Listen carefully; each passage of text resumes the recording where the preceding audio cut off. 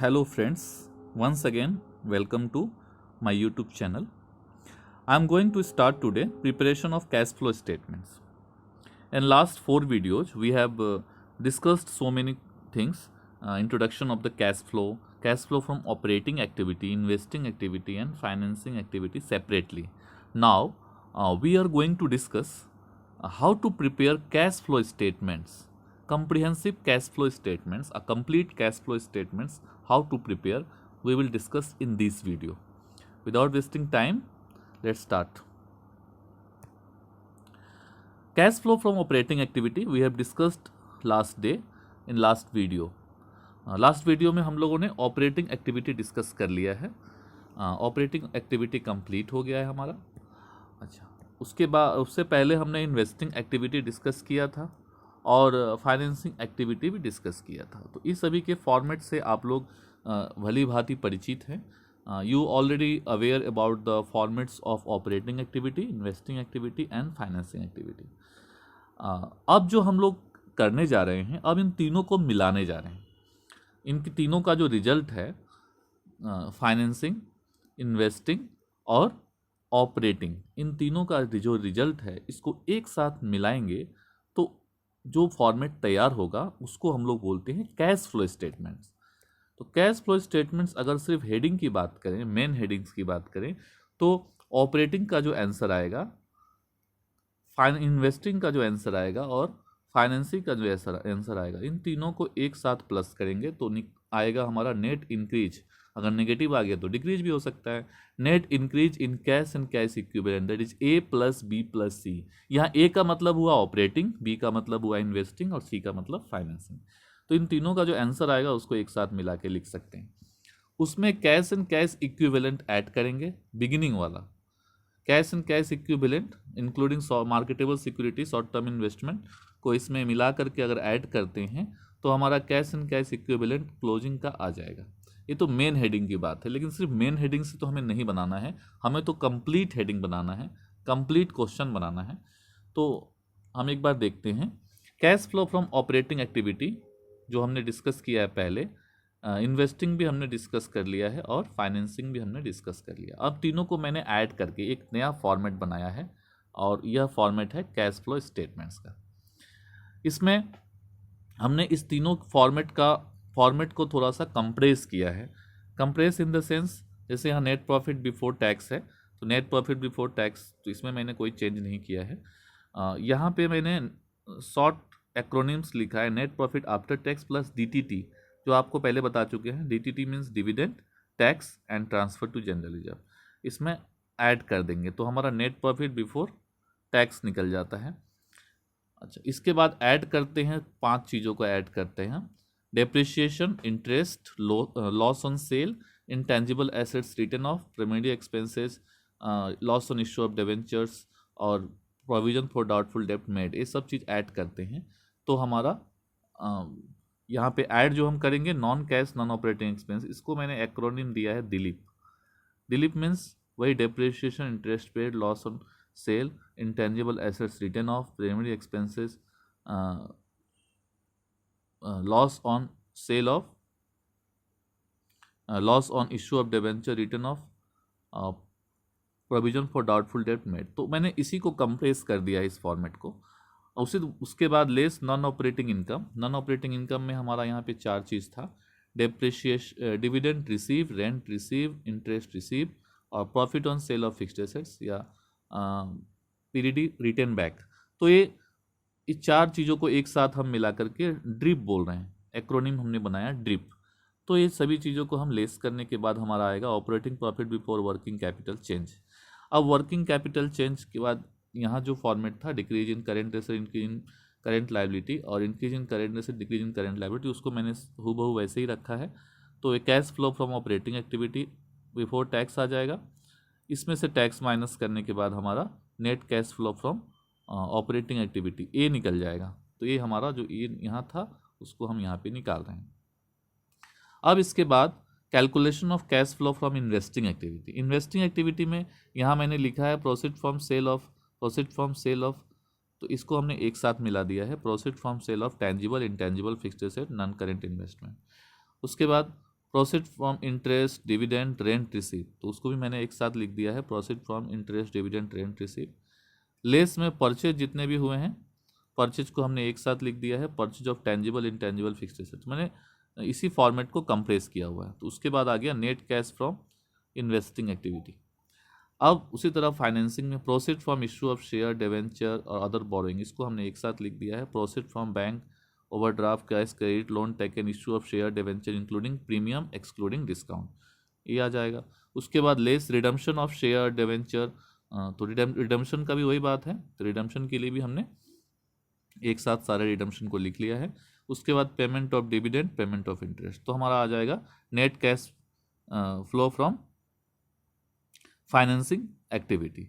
अब इन तीनों A B C को ऐड करेंगे तो net increase decrease in cash and cash equivalent, और इसमें opening cash and cash equivalent add करेंगे तो closing cash and cash equivalent आ जाएगा। तो इस एक तीनों फॉर्मेट को ऐड करके जो हम एक नया फॉर्मेट बनाए हैं, ये फॉर्मेट है कैश फ्लो स्टेटमेंट का। तो एक क्वेश्चन करेंगे हम लोग।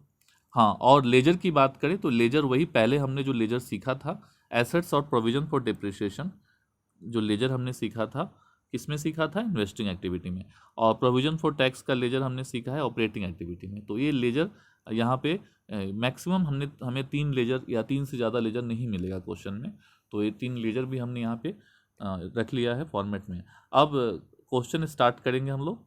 एनसीईआरटी का question number 12, from the following balance sheet of computer India limited prepare cash flow statements, cash flow statements बनाना है। तो क्वेश्चन बनाते समय हमें ध्यान रखना है कि हम क्या बनाने जा रहे हैं। सबसे पहले हम ऑपरेटिंग निकाल रहे हैं, तो ऑपरेटिंग में हमें क्या क्या चीज़ चाहिए। ऑपरेटिंग में हमें, इससे मतलब है ऑपरेटिंग में सबसे पहले हमें चाहिए प्रॉफिट। तो प्रॉफिट यहाँ पे प्रॉफिट का नोट दिया, तो नोट देखना है हमें, नोट से देखेंगे। नोट में हमारा balance in statement of PL दिया है 1000 से 1200 हो गया, तो ये प्रॉफिट हमारा हो गया 200। और जनरल रिजर्व में पहले 2000 था और अभी 2500, जनरल रिजर्व में कितना ट्रांसफ़र हुआ है, 500 हुआ है। तो नेट प्रॉफिट हुआ आफ्टर टैक्स 200 और जनरल रिजर्व हुआ है 500। तो यहाँ पे हम फॉर्मेट में नेट प्रॉफिट आफ्टर टैक्स लिखेंगे 200 प्लस जनरल रिजर्व में ट्रांसफ़र हुआ है 500। उसके बाद है हमने यहाँ पे देखना है कि D for dividend, T for tax, T for transfer to general reserve. तो ट्रांसफर टू जनरल रिजर्व तो हो गया, अब डिविडेंड है कि नहीं क्वेश्चन में वो देखते हैं। तो डिविडेंड के लिए यहाँ पे देखें, ये प्रोपोज डिविडेंड दिया हुआ है। तो प्रोपोज डिविडेंड दिया है, तो प्रोपोज डिविडेंड के बारे में आपको पहले बताया जा चुका है कि करंट ईयर के प्रोपोज डिविडेंड से हमें कोई मतलब नहीं है as per new revise schedule 4। अब एएस फोर्स रिवाइज जो है उसके हिसाब से करंट ईयर के प्रोपोज डिविडेंड से हमें कोई मतलब नहीं है, तो लास्ट ईयर का प्रोपोज डिविडेंड को ही मेड मानना है। तो 5000 हमारा डिविडेंड होगा, इसको हम यहाँ पे ऐड करेंगे 5000। अच्छा, अब डिविडेंड हो गया, ट्रांसफर टू जनरल रिजर्व और टैक्स चाहिए हमें। तो टैक्स के लिए देखते हैं क्या है क्वेश्चन में टैक्स के बारे में कुछ दिया है कि नहीं दिया है। तो प्रोविजन फॉर टैक्स दिया है, प्रोविजन फॉर टैक्स का ओपनिंग दिया है और क्लोजिंग दिया है। तो मैंने बताया था कि अगर सिर्फ यहाँ एडजस्टमेंट में इंफॉर्मेशन नहीं दिया है, तो बैलेंस शीट का ही पार्ट है, एडजस्टमेंट में अगर इंफॉर्मेशन नहीं दिया है तो हम ओपनिंग को मेड मानते हैं, क्लोजिंग को पेड मानते हैं। तो क्लोजिंग को मेड मानते हैं, ओपनिंग को पहले वाले को पेड मानते हैं। तो 3000 को पेड मानेंगे, तो प्रोविजन फॉर टैक्स यहाँ पे 3000 आएगा। मेड जो होगा वो करंट ईयर का जो होगा वो मेड होगा। 4200 मेड मानेंगे, तो यहाँ पे 4200 आ जाएगा। तो यहाँ पे आएगा 9900। यहाँ एक बात ध्यान देना है कि ये जो क्वेश्चन है पुराने बैलेंस शीट के फॉर्मेट के हिसाब से है, इसलिए ऑपरेटिंग का हो सकता है आंसर नहीं भी मैच करे, क्योंकि प्रपोज डिविडेंड को कभी बैलेंस शीट में देना नहीं चाहिए, लेकिन इसमें शॉर्ट टर्म प्रोविजन में दिया हुआ है। तो जैसा प्रपोज डिविडेंड के बारे में हम लोग पढ़े हैं कि बैलेंस शीट में नहीं आता है, बैलेंस शीट के बाहर आता है, तो ये बैलेंस शीट के अंदर दिया है, इसलिए हो सकता है कि हमारा net cash flow from operating activity नहीं भी मैच करे। तो हम अपने रूल के हिसाब से बनाएंगे। उसके बाद हम आते हैं add non cash non operating expenses, that is Dilip. Dilip में depreciation, interest paid, loss on sale of, ये सब चीज़ें आएगी। तो सबसे पहले हम डेप्रिसिएशन खोजते हैं। तो डेप्रिसिएशन के लिए हमें यहाँ पे लेजर देखना है। यहाँ पे एक्यूमुलेटेड डेप्रिसिएशन दिया हुआ है 15,000, लास्ट ईयर का 11,000, करेंट ईयर का 15,000। तो लास्ट ईयर का 11,000, करेंट ईयर का 15,000। उसी तरह यहाँ पे फिक्स्ड एसेट्स दिया हुआ है, फिक्स्ड एसेट्स 41, 40, फिक्स्ड एसेट्स 41 और 40,000। अब यहाँ से इसको क्लोज करेंगे, और कोई एडजस्टमेंट तो डेप्रिसिएशन का दिया नहीं है, तो इसको हम क्लोज करेंगे। तो क्लोज करेंगे तो यहाँ पे डिफरेंस, यहाँ 15,000 है, यहाँ भी 15 आएगा, तो डिफरेंस 4,000 आया। तो ये डेप्रिसिएशन हो गया। तो ये जो डेप्रिसिएशन है 4,000, यही डेप्रिसिएशन अभी हम लिखेंगे यहाँ पे। इस लेजर को भी अगर क्लोज करते हैं तो यहाँ पे 41 है, यहाँ पे 41 है, तो सोल्ड आ रहा है यहाँ पे 1,000, फिक्स्ड एसेट सोल्ड आ रहा है 1,000। तो अभी हमें डेप्रिसिएशन से मतलब है 4,000 डेप्रिसिएशन हो गया।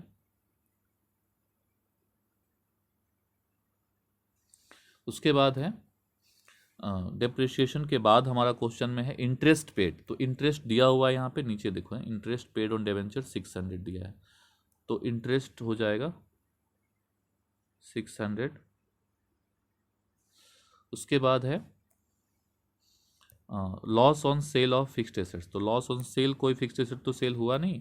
Primary intangible assets return of, intangible asset check कर लेते हैं क्वेश्चन में, फिक्स्ड एसेट दिया है, कोई इंटेंजिबल एसेट्स नहीं दिया हुआ है, तो इंटेंजिबल एसेट रिटर्न ऑफ भी नहीं होगा।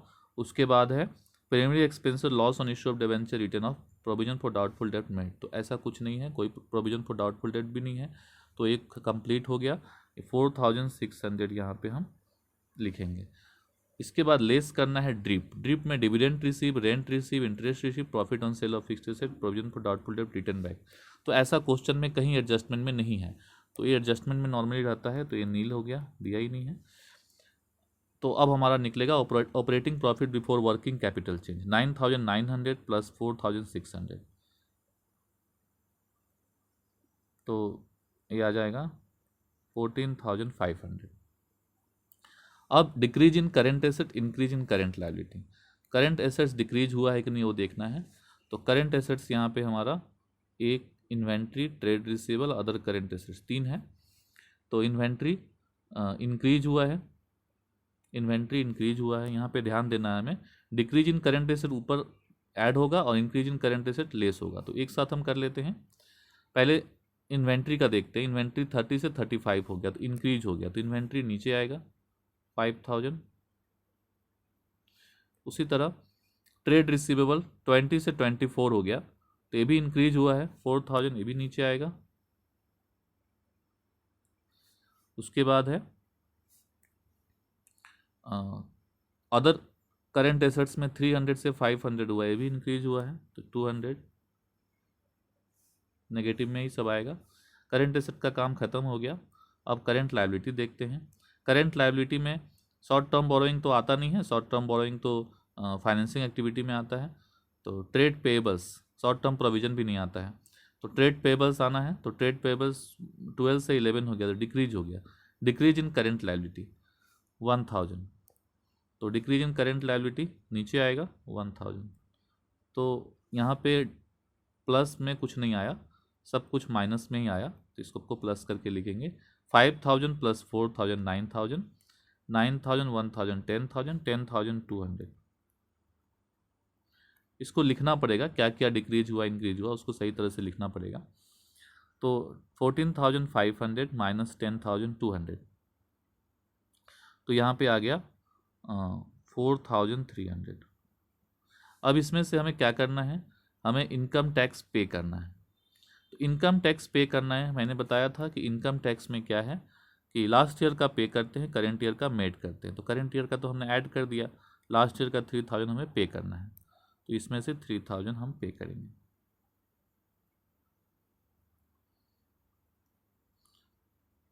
तो हमारा आ जाएगा 1300।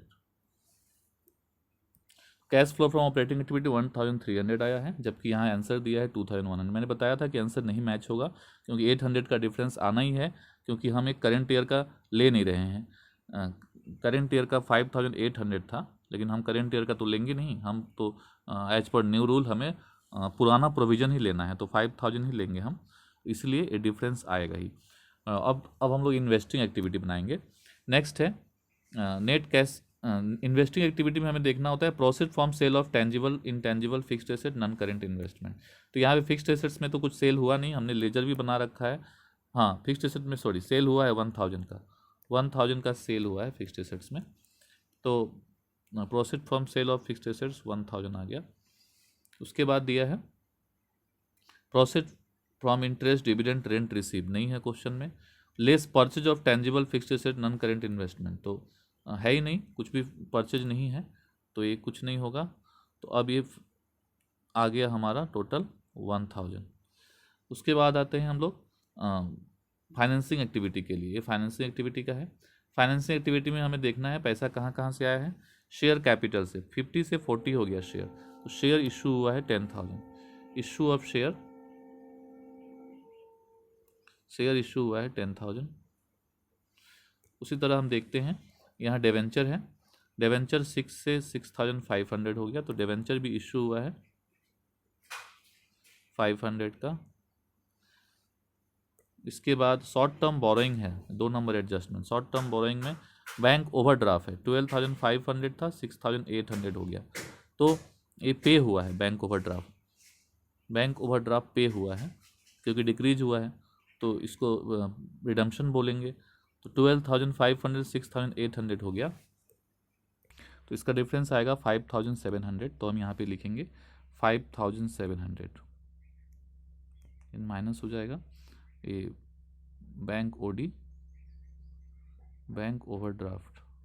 अब ये 10,500 में से 5,700 जाएगा। अब आते हैं dividend pay, payment of dividend और पेमेंट ऑफ इंटरेस्ट। तो डिविडेंड में मैंने बताया था कि जो करंट ईयर का है उसको तो हमें छोड़ ही देना है, लास्ट ईयर को ही पेड मानना है, मेड मानना है। तो 5,000 पेड भी होगा, तो डिविडेंड पेड 5,000 होगा, डिविडेंड पेड 5,000 होगा। और इंटरेस्ट की बात करें तो इंटरेस्ट अगर देख लेते हैं इंटरेस्ट के बारे में क्या दिया है, तो इंटरेस्ट पेड दिया है यहाँ पे 600, तो इंटरेस्ट पेड 600 होगा। ये सब करने के बाद जो आएगा उसको हम बोलेंगे net cash from financing activity. तो 10,500 माइनस 5,700 माइनस 5,000 और माइनस 600, सब कुछ करके इसका आंसर आएगा 800, नेगेटिव में आएगा। तो नेट कैश फ्रॉम नहीं होगा, नेट कैश यूज्ड होगा, net cash used in financing activity. अब ए बी सी तीनों निकल गया, अब ये तीनों को हम ऐड करेंगे तो वो निकलेगा net increase decrease in cash and cash equivalent. तो 1,300 प्लस 1,000, तो ये हो गया 2,300। 2,300 से 800 माइनस जाएगा, तो 1,500। ये हो गया हमारा नेट इंक्रीज और डिक्रीज। अब इसमें opening cash and cash equivalent add करेंगे, तो opening cash and cash equivalent था 1,200। Opening cash and cash equivalent add करेंगे 1,200। तो यहाँ पे opening cash and cash equivalent add करेंगे तो हमारा क्लोजिंग आ जाना चाहिए। क्लोजिंग आएगा 2,700। तो यहाँ पे क्लोजिंग मैच नहीं कर रहा है, क्लोजिंग यहाँ 3,500 है। क्या रीज़न है नहीं मैच करने का, आप बता सकते हैं क्या रीज़न है? इसका एक ही रीज़न है कि प्रपोज डिविडेंड का जो 800 का जो डिफरेंस था उसी के कारण 800 का सब जगह डिफरेंस आया है। 800 का ऑपरेटिंग में भी डिफरेंस आया है और क्लोजिंग में भी डिफरेंस आया है, तो ये मैच नहीं करेगा इस क्वेश्चन में, तो एटलीस्ट नहीं मैच करेगा क्योंकि ये बैलेंस शीट में प्रपोज डिविडेंड दिया हुआ है। एक और क्वेश्चन देखते हैं, क्वेश्चन नंबर 11 एनसीईआरटी का है। इसमें सबसे पहले हम लोग नेट प्रॉफिट आफ्टर टैक्स निकालेंगे। तो यहाँ पे क्वेश्चन में दिया हुआ है नेट प्रॉफिट की रिजर्व इन सरप्लस देखते हैं। तो यहाँ पे इसका नोट दिया हुआ है, तो नोट देखना हमें। तो नोट के हिसाब से सबसे पहले प्रॉफिट फॉर द ईयर दिया हुआ है, करेंट ईयर का प्रॉफिट दे ही दिया हुआ है 16,000। वैसे हम डायरेक्ट करेंगे तो 28 माइनस 40 करेंगे, 28 माइनस 40 करने से 12 आएगा, 12,000 आएगा। तो 12,000 हमारा नेट प्रॉफिट आफ्टर टैक्स 12,000 हो गया। अब इसमें 3 चीज़ों का ऐड करेंगे, डिविडेंड। तो यहाँ पे डिविडेंड दिया हुआ है, डिविडेंड कितना दिया है, 4 दिया है, तो डिविडेंड ऐड कर देंगे। टैक्स, टैक्स के बारे में यहाँ पे कोई इन्फॉर्मेशन नहीं दिया हुआ है, टैक्स के बारे में कोई इन्फॉर्मेशन नहीं दिया है। और उसके बाद आता है ट्रांसफ़र टू जनरल रिजर्व, तो जनरल रिजर्व के बारे में भी कोई इन्फॉर्मेशन नहीं दिया है। तो ये फाइनल हो गया कि 12,000 प्लस 4,000 16,000 हमारा नेट प्रॉफिट बिफोर टैक्स आ गया। अब इसमें हम 5 चीज़ों का ऐड करना है। तो इसमें डेप्रिसिएशन है कि नहीं देख लेते हैं। Depreciation charge during the year 3,200। जब भी डेप्रिसिएशन दिया हो तो हमें लेजर बनाना चाहिए, एडजस्टमेंट दिया हो तो लेजर बनाना चाहिए। तो डेप्रिसिएशन 3,200 है, तो हमें टेंजिबल एसेट्स का एक लेजर बनाना पड़ेगा। टेंजिबल एसेट्स है 2 लाख, 3,64,000, 2 लाख है और 3,64,000 है। और डेप्रिसिएशन दिया हुआ है क्वेश्चन में, डेप्रिसिएशन दिया है 32,000, तो डेप्रिसिएशन हम 32,000 लिख देंगे। अब यहाँ पे डिफरेंस कहाँ आएगा, तो इधर तो डिफरेंस आना नहीं है, डेबिट में ही डिफरेंस आएगा। 3,96,000, 3,96,000, डिफरेंस आया 1,96,000, तो ये परचेज हो गया 1,96,000 का। तो यहाँ पे परचेज ऑफ एसेट्स हो गया 1,96,000 और डेप्रिसिएशन 32 हो गया। तो हमें तो अभी डेप्रिसिएशन से मतलब है, डेप्रिसिएशन हमारा कितना है 32,000। उसके बाद है डेप्रिसिएशन के बाद हमें इंटरेस्ट देखना है, इंटरेस्ट पेड। तो यहाँ इंटरेस्ट पेड दिया हुआ है, इंटरेस्ट पेड ऑन डिबेंचर 600 दिया हुआ है, तो इंटरेस्ट पेड जो हो गया वो हो गया 600। इसके बाद है लॉस ऑन सेल, तो सेल तो हुआ नहीं कोई assets. Intangible assets return of, intangible assets है नहीं क्वेश्चन में, सिर्फ टेंजिबल दिया हुआ है। उसके बाद है primary expenses loss on issue of debenture return of, primary expenses भी नहीं है। प्रोविजन फॉर डाउटफुल डेब्ट भी क्वेश्चन में नहीं है, क्योंकि यहाँ पे जो दिया है ये प्रोविजन फॉर, सॉरी टैक्स तो दिया हुआ था, टैक्स हमने इग्नोर कर दिया, यहाँ पे टैक्स दिया हुआ था, प्रोविजन फॉर टैक्स था। तो टैक्स का तो नियम है कि लास्ट ईयर का पेड मानते हैं, करेंट ईयर का मेड मानते हैं।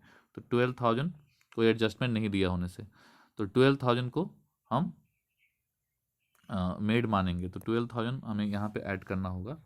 तो यहाँ ऊपर में 12,000 और ऐड होगा, तो यहाँ पे हो जाएगा 28,000। और इसमें डेप्रिसिएशन और इंटरेस्ट पर 2 चीज़ ऐड होगा, तो ये हो जाएगा 32,600, 28,000 और 32,600, 60,600 हो जाएगा। अब इसमें लेस करना है dividend, rent, interest received, profit on sale of fixed asset, सारी चीज़ें ऐड करनी है। तो एडजस्टमेंट में ऐसा कुछ नहीं दिया है, तो इसलिए अब इसको हम लोग आगे बढ़ाएंगे। तो ये हो जाएगा 60,600। इसमें से decrease in current asset, increase in current liability का एडजस्टमेंट करना है।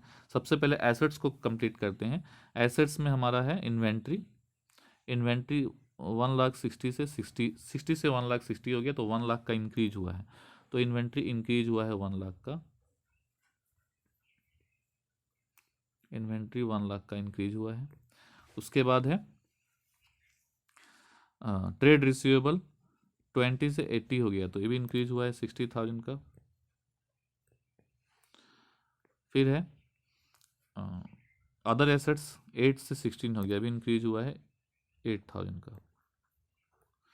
तो एसेट का काम खत्म हो गया, लायबिलिटी चेक कर लें। लायबिलिटी में है शॉर्ट टर्म प्रोविजन, तो प्रोविजन फॉर टैक्स था, उसका तो अलग ट्रीटमेंट होता है। ट्रेड पेबल है, ट्रेड पेबल 56 से 156 हो गया, तो 1 लाख का इंक्रीज हुआ है, तो इंक्रीज इन करेंट लायबिलिटी। तो इंक्रीज इन करेंट लायबिलिटी यहाँ ऊपर आएगा 1 लाख, तो यहाँ हो गया 1 लाख और माइनस में आ जाएगा 1,68,000। तो टोटल प्लस हो गया 60,600 और 1 लाख, 1,60,600 और 1,68,000 माइनस करेंगे, तो 67,000 400 आएगा, 7400। इसमें से हमें क्या माइनस करना है, टैक्स माइनस करना है। तो टैक्स लास्ट ईयर का पेड मानते हैं, तो लास्ट ईयर का 4000 है, तो 4000 यहाँ से माइनस कर देंगे तो 3400 आएगा।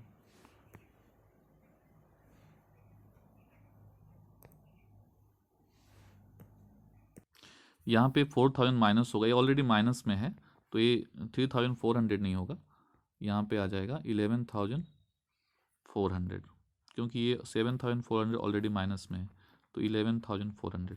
तो कैश फ्रॉम ऑपरेटिंग एक्टिविटी 11400 हो गया। अब cash flow from investing activity करेंगे, तो sales of tangible intangible fixed asset, तो यहाँ पे सिर्फ एक ही फिक्स्ड एसेट था जिसका सेल्स निकला है, सॉरी परचेज निकला है 1,96,000, तो सेल तो है नहीं, तो प्रॉफिट फ्रॉम सेल ये भी नहीं होगा, profit from interest dividend and rent receive भी नहीं है, purchase of tangible intangible fixed asset है 1,96,000, तो यहाँ हो जाएगा 1,96,000, नेगेटिव में हो जाएगा, ये भी नेगेटिव में है। अब रिडेम्पशन फाइनेंसिंग एक्टिविटी देखेंगे, proceed from issue of share debenture bank loan जो भी है, तो यहाँ पे शेयर्स से 2,80,000 से 4,40,000 हो गया है, तो ये 1,60,000 का इशू हुआ है, तो शेयर इशू हुआ है 1,60,000 का। क्वेश्चन में और कोई फाइनेंस है ही नहीं, तो इसलिए रिडेम्पशन में भी कोई बात कुछ नहीं होने वाला है। पेमेंट ऑफ डिविडेंड, डिविडेंड हमने पे किया है 4,000, तो यहाँ 4,000 लिखेंगे, और इंटरेस्ट पे किया है 600, तो इसमें से 1,60,000 से 4,600 माइनस कर देंगे, तो 1,55,400 आएगा। अब इस तीनों को में दो माइनस में है और एक प्लस में है, तो इसको तीनों को टोटलिंग करेंगे, तो यहाँ 52,000 नेगेटिव आएगा, टोटल नेट जो आएगा 52,000 नेगेटिव आएगा। इसमें ओपनिंग कैश हमें ऐड करना है, तो ओपनिंग कैश 80 है, 52,000 ऑलरेडी नेगेटिव में है, उसमें 80 ऐड करेंगे हम, तो माइनस हो जाएगा, क्लोजिंग आ जाएगा 28,000, 28,000 यहाँ पे आंसर भी है 28,000। तो इस तरह कैश फ्लो स्टेटमेंट हम कम्प्रिहेंसिव कैश फ्लो स्टेटमेंट, पूरा कंप्लीट कैश फ्लो स्टेटमेंट बनाएंगे। इसी के साथ कैश फ्लो स्टेटमेंट टॉपिक यहीं समाप्त होता है। Thank you very much.